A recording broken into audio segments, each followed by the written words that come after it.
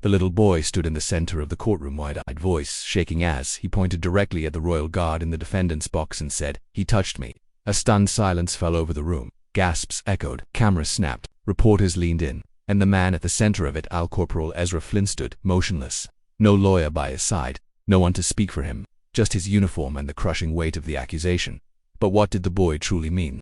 And what happened when someone finally asked the question no one else dared to? Before we reveal what unfolded next, hit that subscribe button and let us know in the comments where you're watching from. We read every single one now. Let's get into it. What would you do if a child pointed at you and told the world you were a monster? Not just any child, but a 7-year-old boy with tears streaming down his face, standing in a witness box that seemed to swallow him whole. This is the story of Corporal Ezra Flint, a man whose life was destroyed by 3 words, rebuilt by courage, and ultimately saved by the truth that refused to stay, buried beneath layers of deception and malice. The morning of September 15th started like any other for Ezra. He'd been a royal guard at Buckingham Palace for 6 years. 6 years of standing motionless for hours, enduring tourists' jokes and questions, weathering London's unpredictable climate that could shift from sunshine to downpour in minutes, and carrying the weight of centuries of tradition on his shoulders. His uniform was pressed to perfection, every crease sharp enough to cut paper, his boots polished until they gleamed like mirrors reflecting the morning sun, and his rifle held with the same unwavering precision he'd maintained every single day since taking the post that had become both his pride and his identity. Ezra wasn't just any soldier chosen for this prestigious duty. He'd served 3 grueling tours in Afghanistan, where he'd faced Taliban insurgents in the unforgiving mountains and witnessed horrors that would haunt lesser men for the rest of their lives. He'd earned 2 commendations for bravery under fire, including one incident where he'd crawled through enemy fire to drag a wounded comrade to safety, and had been personally selected for the Royal Guard based on his exemplary service record that read like a textbook example of military excellence. His colleagues respected him not just for his skill, but for his unwavering integrity. His superiors trusted him with the most sensitive assignments, and the tourists who visited daily often left with photos and stories of the stoic, professional guard who represented everything noble and honorable about the British military tradition. Born in a small mining town in Yorkshire, where the horizon was dominated by slag heaps and the air carried the perpetual smell of coal dust, Ezra had joined the army at 18, seeking purpose and direction after losing his father in a factory accident that had left his family financially devastated and emotionally shattered. The military had given him structure, discipline, and a sense of belonging he'd never found in civilian life, where opportunities were scarce and hope was a luxury few could afford. His mother, Margaret, had died of cancer during his 2nd tour in Afghanistan, and he'd been granted emergency leave to hold her hand as she passed away in a sterile hospital room that smelled of disinfectant and despair. The army had become his family, his brothers-in-arms, his closest relationships, and the uniform he wore his most treasured possession. The routine of palace duty suited Ezra's methodical temperament perfectly. He thrived on the precision required, the attention to every minute detail that could mean the difference between a successful day and a security incident, and the knowledge that he was part of something infinitely larger than himself, something that connected him to centuries of British history and tradition. Each morning he would arrive at the palace 2 hours before his shift began, inspecting his uniform with the thoroughness of a man whose life had depended on such attention to detail in combat zones, checking his equipment piece by piece, and reviewing the day's security briefings that outlined everything from weather conditions to potential threats to the schedules of visiting dignitaries. His fellow guards often joked that Ezra treated each day like a military operation, approaching his duties with the same intensity he'd once brought to hunting Taliban fighters in the Afghan mountains. But they said it with respect and genuine admiration for a man who had never once compromised his standards or taken shortcuts in his responsibilities. The younger guards looked up to him as a mentor and role model, someone who embodied the highest ideals of military service, while the veterans recognized in him a kindred spirit who understood the weight of duty and the price of honor. The tourists fascinated him in a way he would never admit to his colleagues, though he would never break character to show it. Standing motionless for hours, he had become an expert at reading people, studying their faces and body language with the same intensity he'd once used to identify potential threats in hostile territory. He watched the excited children pressing their faces against the iron gates, their eyes wide with wonder at the pageantry and tradition unfolding before them. He observed the elderly couples holding hands as they shared stories of their youth, their voices carrying the wisdom of decades spent together. He noted the teenagers taking endless selfies, desperately trying to capture the perfect shot that would impress their friends on social media. He studied the foreign visitors trying to make him smile or move, their attempts at communication bridging language barriers through gestures and expressions that spoke of shared humanity. Despite his stoic exterior, Ezra had developed a genuine affection for the families who visited, especially the children who looked up at him with wonder and curiosity that reminded him of his own childhood fascination with soldiers and heroes. He had often thought about having children of his own someday, when his military service was behind him and he could offer a family the stability and presence they deserved. The irony of this dream would become painfully apparent in the weeks that followed, when his love for children would be twisted into something dark and unrecognizable by those who sought to destroy him. That particular September morning had dawned crisp and clear, with the kind of golden light that made London look like a fairy tale city painted in watercolors. The changing of the guard ceremony was scheduled for 11 o'clock, and tourists had been gathering since dawn to secure the best viewing positions along the palace gates, their excited chatter creating a symphony of languages and accents that represented dozens of countries and cultures. Ezra had taken his post at precisely 9:30, falling into the familiar rhythm of absolute stillness that had become second nature to him, a meditation of duty that cleared his mind and focused his attention on the responsibilities that lay ahead. The crowd that day was typical for a weekend in September, when the summer tourist season was winding down, but the weather remained pleasant enough to encourage family outings and sightseeing adventures. Families with children of all ages wandered through the area, their voices filled with excitement and anticipation. Elderly couples on holiday moved more slowly, taking time to read the historical plaques and share memories of previous visits that might have taken place decades earlier. Teenagers snapped endless selfies, their phones capturing every angle and expression as they documented their London adventure for friends back home. Tour groups led by enthusiastic guides moved through the crowd like schools of fish, their leaders recounting the history of the monarchy with practiced enthusiasm and theatrical flair.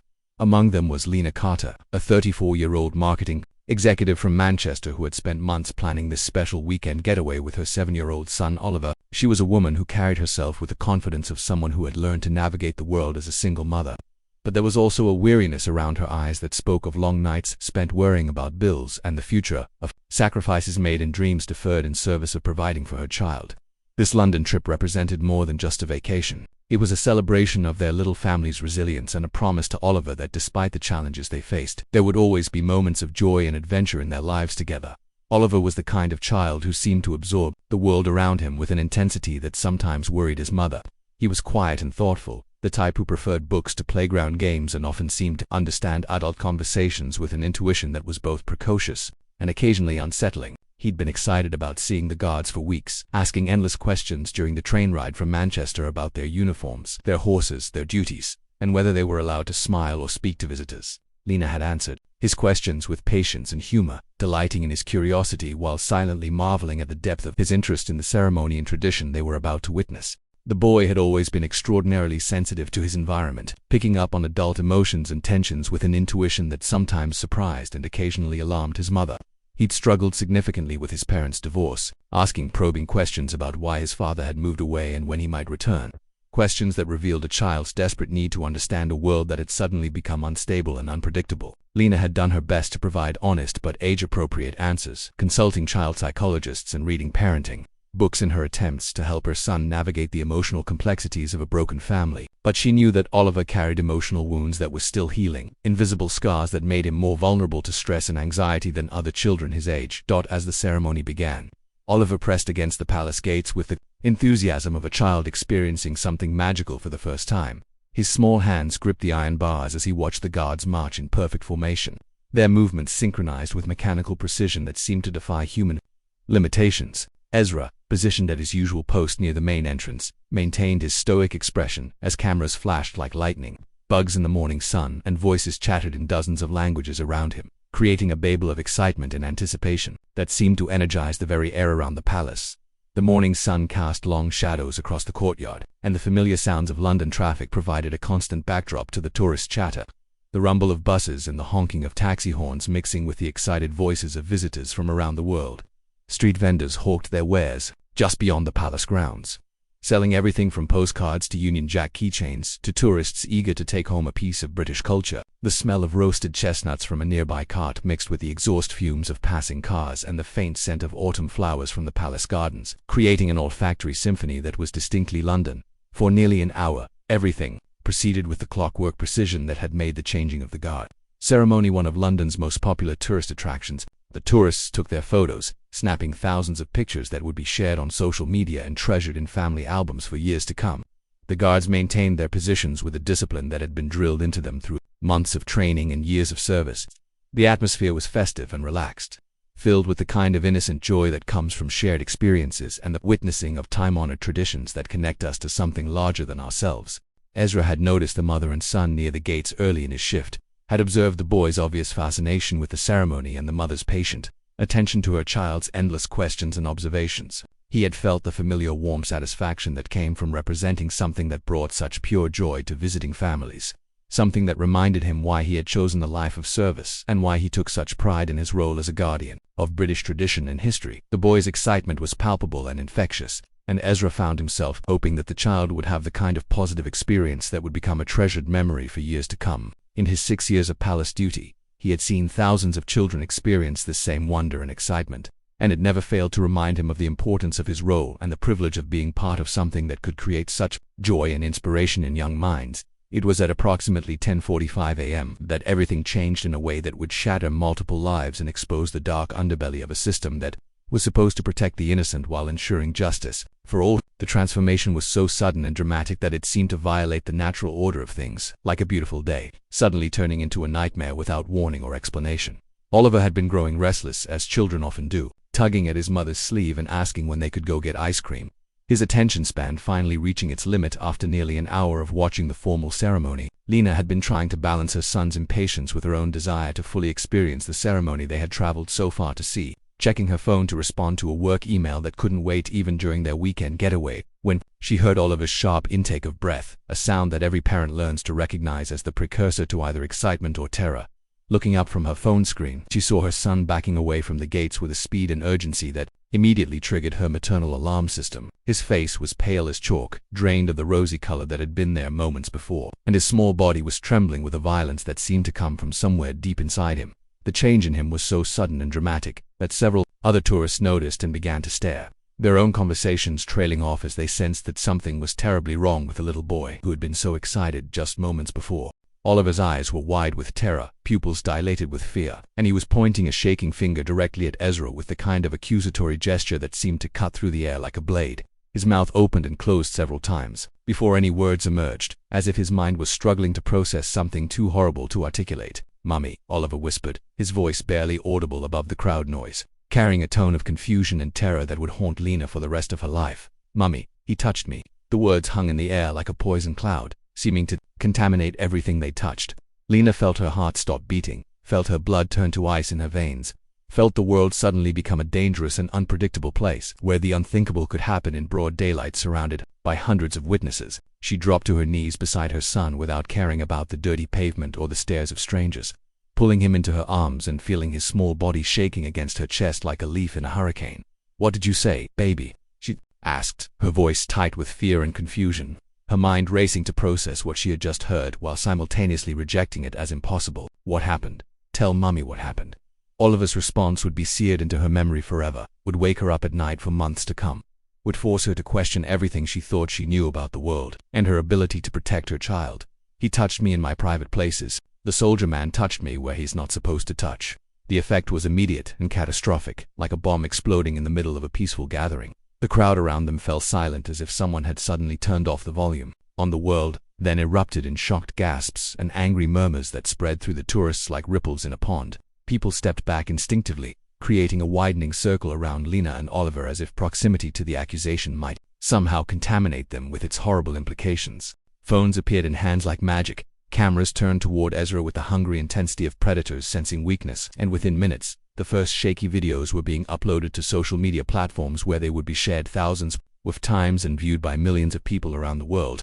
The incident was being documented and disseminated before anyone had a chance to understand what had actually happened, before any investigation could begin, before the truth could be separated from perception and fear. Ezra felt the world tilt beneath his feet as if the very foundations of reality had shifted without warning. His training had prepared him for many things: enemy fire in combat zones, ceremonial duties under intense scrutiny, crowd control during difficult situations, but not this. Not the sight of a terrified child pointing at him while making the most serious accusation that could destroy a man's life, reputation, and future in a matter of moments. His first instinct was to move, to step forward, to somehow address the situation and explain that he hadn't moved from his position, that he couldn't have possibly done what the child was claiming, but his training held him rigid like invisible chains, keeping him locked in the position he had maintained for hours. A royal guard doesn't break position regardless of circumstances. A royal guard doesn't react to provocations or distractions. A royal guard maintains discipline and composure, even when his world is falling apart around him. These principles had been drilled into him through months of training and years of service, and they held him motionless even as every instinct screamed at him to defend himself. Inside, however, Ezra was screaming with a voice that no one could hear. Every fiber of his being wanted to shout his innocence, to explain that he had never moved from his post, that he had never touched that child or any other child, that he would rather die than harm an innocent person. But his voice was locked in his throat, trapped behind the discipline that had been hammered into him through years of military service and the shock of finding himself accused of the most heinous crime imaginable. The palace security response was swift and professional, executed with the precision of a system that had been designed to handle crises while maintaining the dignity and reputation of the institution. Within minutes, Ezra was quietly relieved of his post and escorted inside the palace while his replacement took position without missing a beat, the ceremony continuing as if nothing had happened. The crowd was managed with subtle efficiency. Statements were taken from witnesses, and the machinery of investigation began turning with the inexorable weight of bureaucracy and legal protocol. Captain Morrison, Ezra's commanding officer and a man who had served with distinction for 25 years across multiple theaters of operation, met him in a small office inside the palace that smelled of old wood and disappointment. Morrison was a fair man who had built his career on the principles of honor and integrity, and he looked genuinely pained as he explained the situation that neither of them had ever imagined they would face. "Ezra, you know I have to ask this question, and I need you to look me in the eye when you answer," Morrison said, his voice heavy with regret and the weight of responsibility that came with command. "Is there any truth whatsoever to what that child is saying? Any contact, any interaction, anything that might have been misinterpreted or misunderstood?" Ezra's response was immediate and definitive, delivered with the same conviction he had once used to report enemy positions under fire. "No, sir, absolutely not. I never moved from my position throughout my entire shift. I never touched that child or any other child, never had any interaction with any visitor beyond maintaining my post. I would never, could never, do such a thing. The accusation is completely false." Morrison studied his subordinate's face with the intensity of a man who had learned to read character and honesty through decades of military service, searching for any sign of deception or uncertainty. He had known Ezra for 6 years, had served alongside him in various capacities, had trusted him with the most prestigious assignment in the British military, and had never once had cause to question his integrity or professionalism. Everything he knew about the man suggested that such behavior was completely contrary to his character, as impossible as the sun rising in the west. The palace's legal team was called in immediately, a group of sharp-suited solicitors who specialized in protecting the institution from scandal and controversy. They explained to Ezra in carefully measured tones that while they personally believed in his innocence based on his service record and character, the serious nature of the accusation meant that he would be suspended from duty immediately pending a full investigation. The palace would provide legal support and character references, but Ezra would need to prepare himself for the possibility of criminal charges and a public trial that could destroy his life, even if he was ultimately acquitted. Meanwhile, in a victim interview room designed to be as comfortable and non-threatening as possible, Lena held Oliver close while trying to process the nightmare that had suddenly engulfed their lives. Her hands were shaking as she attempted to provide a coherent statement to the police, her voice trembling with the aftershocks of trauma and disbelief. Her son had never lied to her before, had never shown any signs of being traumatized or fearful around adults, had never exhibited any of the behavioral changes that parents were warned to watch for as signs of abuse. The accusation seemed to have come from nowhere, appearing like a lightning bolt from a clear sky. But the terror in Oliver's eyes was real and undeniable and heartbreaking. The child who had been chattering excitedly about the ceremony just minutes before was now withdrawn and clingy, refusing to let go of his mother's hand and flinching whenever a male officer came too close. The transformation was so complete and disturbing that it convinced Lena that something terrible had indeed happened to her son, something that had traumatized him in ways she was only beginning to understand. The first officer to respond was PC Amanda Richardson, a 28-year-old constable with 5 years of experience who had been trained in dealing with sensitive cases involving children. She was gentle and patient with Oliver, using techniques she had learned in specialized training for dealing with child victims, speaking in soft tones and avoiding any actions that might further traumatize the boy. But she was also clearly out of her depth.